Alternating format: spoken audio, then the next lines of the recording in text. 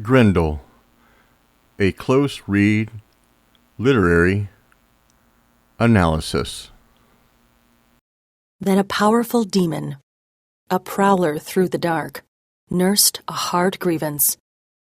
It harrowed him to hear the din of the loud banquet every day in the hall, the harp being struck, and the clear song of a skilled poet, telling with mastery of man's beginnings, how the Almighty had made the earth, a gleaming plain girdled with waters. In his splendor, he set the sun and the moon to be earth's lamplight, lanterns for men, and filled the broad lap of the world with branches and leaves, and quickened life in every other thing that moved.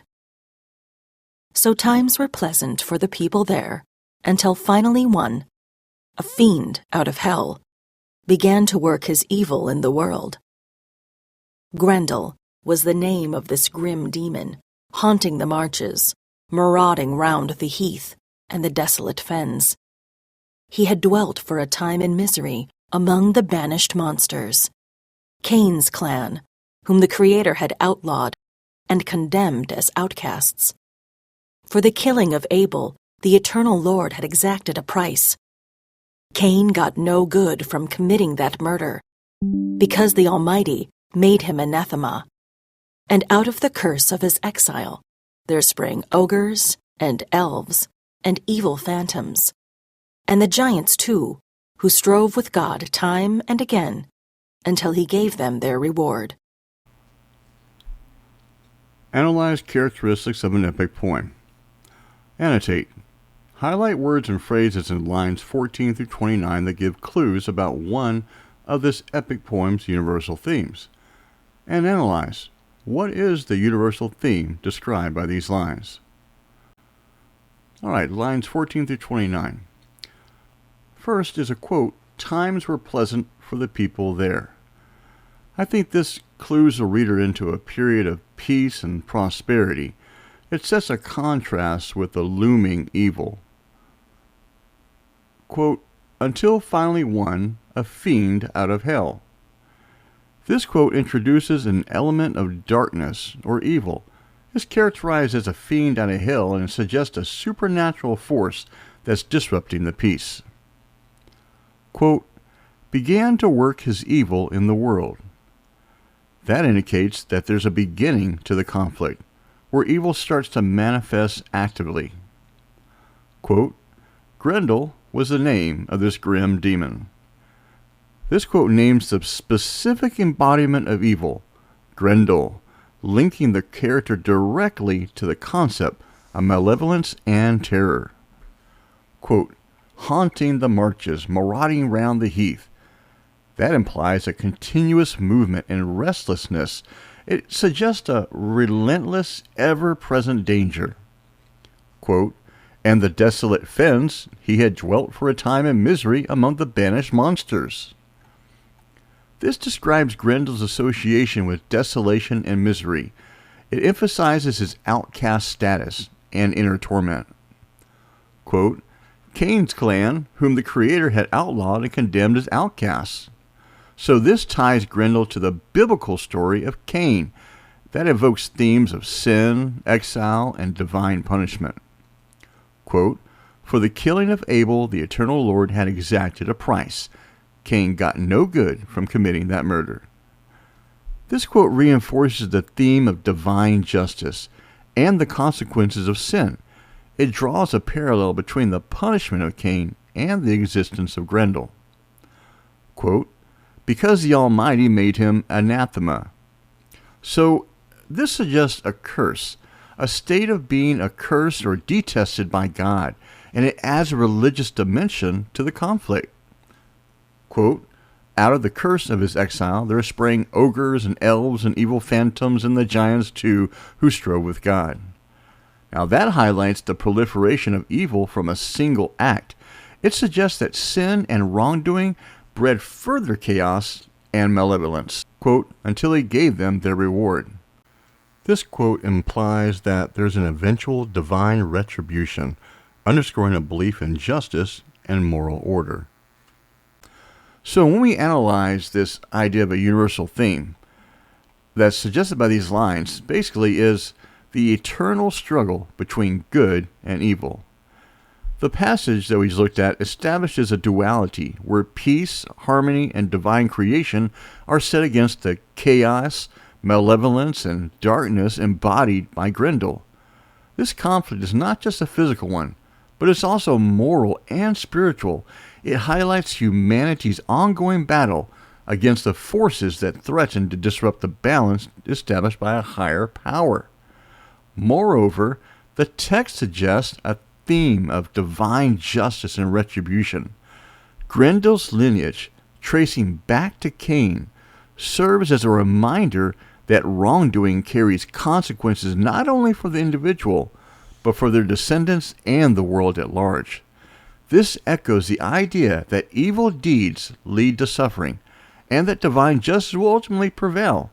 It also emphasizes the importance of moral order and the need for heroes, like Beowulf, to rise against such darkness to restore peace and balance.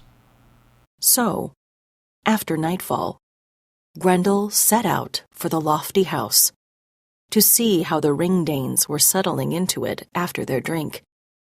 And there he came upon them, a company of the best asleep from their feasting, insensible to pain and human sorrow. Suddenly then, the god-cursed brute was creating havoc. Greedy and grim, he grabbed 30 men from their resting places and rushed to his lair, flushed up and inflamed from the raid, blundering back with the butchered corpses. Then, as dawn brightened and the day broke, Grendel's powers of destruction were plain. Their wassail was over. They wept to heaven and mourned under mourning. Their mighty prince, the storied leader, sat stricken and helpless, humiliated by the loss of his guard, bewildered and stunned, staring aghast at the demon's trail, in deep distress. He was numb with grief, but got no respite, for one night later, merciless Grendel struck again with more gruesome murders. Malignant by nature, he never showed remorse. It was easy then to meet with a man shifting himself to a safer distance, to bed in the bothies, for who could be blind to the evidence of his eyes, the obviousness of that hall watcher's hate? Whoever escaped kept a weather eye open and moved away. Then as dawn brightened and the day broke, Grendel's powers of destruction were plain. Their wassail was over. They wept to heaven and mourned under mourning. It's fun to hear this poem read aloud. That's my first thought. Yeah, the double alliteration in the first line here is great. The way those D's and B's repeat in the two phrases, and then the P sounds in the next line. And then come W's. Their wassail was over.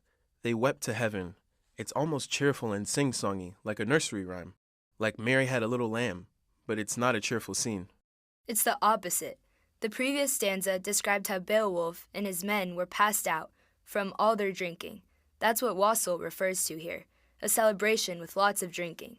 And then Grendel came in and went on a murderous rampage. Now the survivors are just waking up and realizing what's happened. So they're seeing his powers of destruction, probably their dead comrades, and they're upset, understandably. They're weeping to heaven. Are they literally calling out to God? There were references to the Almighty earlier in the poem. Or is it a figure of speech, meaning they're crying loudly enough to be heard from far away? Either meaning makes sense. These guys sure have a reason to cry. It says they mourned under mourning. There's that wordplay again, using words that sound so similar. It's interesting that mourning is a grieving process, but it's linked to morning, the early part of the day. Usually that's associated with hope and rebirth.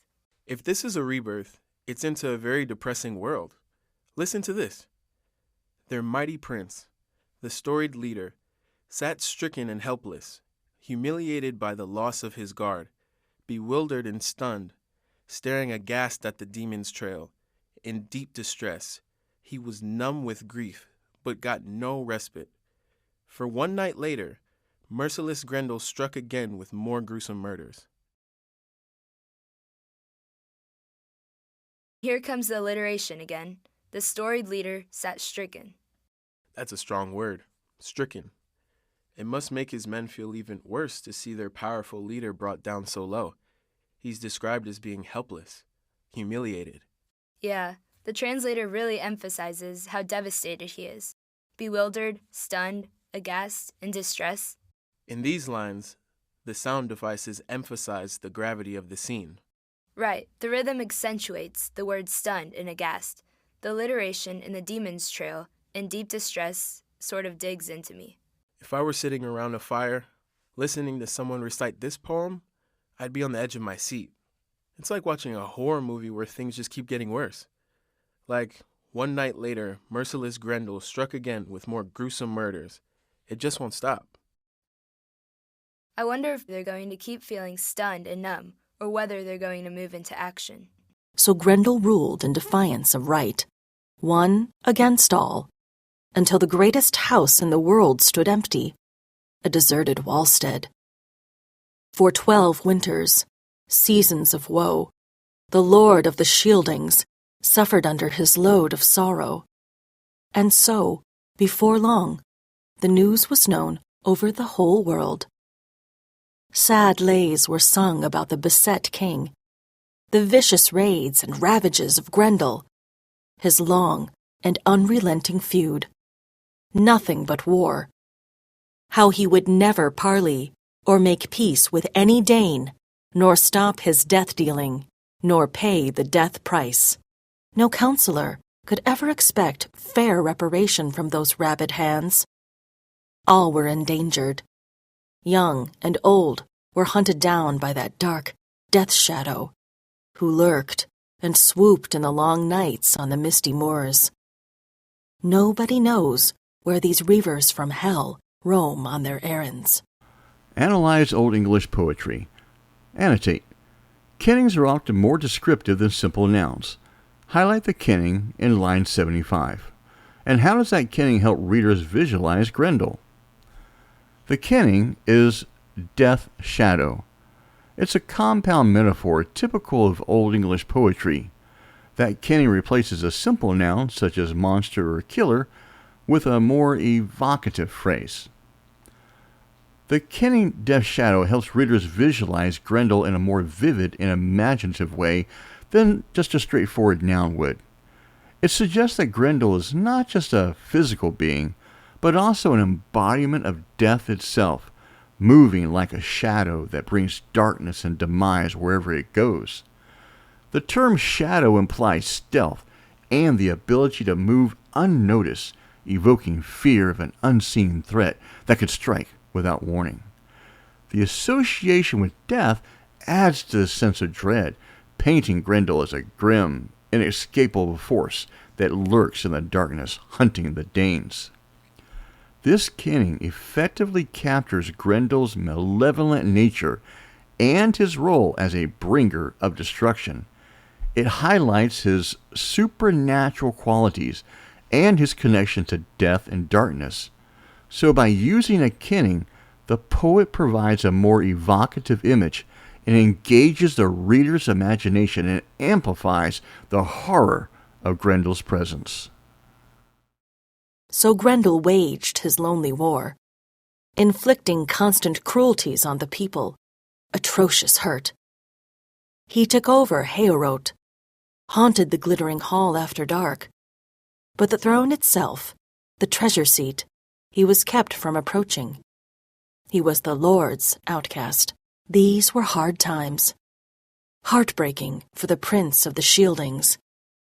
Powerful counselors, the highest in the land, would lend advice, plotting how best the bold defenders might resist and beat off sudden attacks.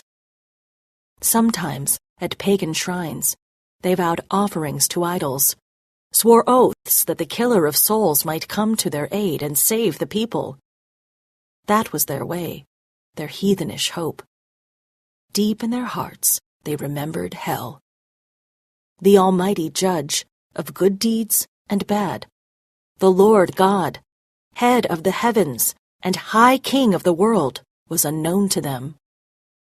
Oh, cursed is he who in time of trouble has to thrust his soul in the fire's embrace, forfeiting help.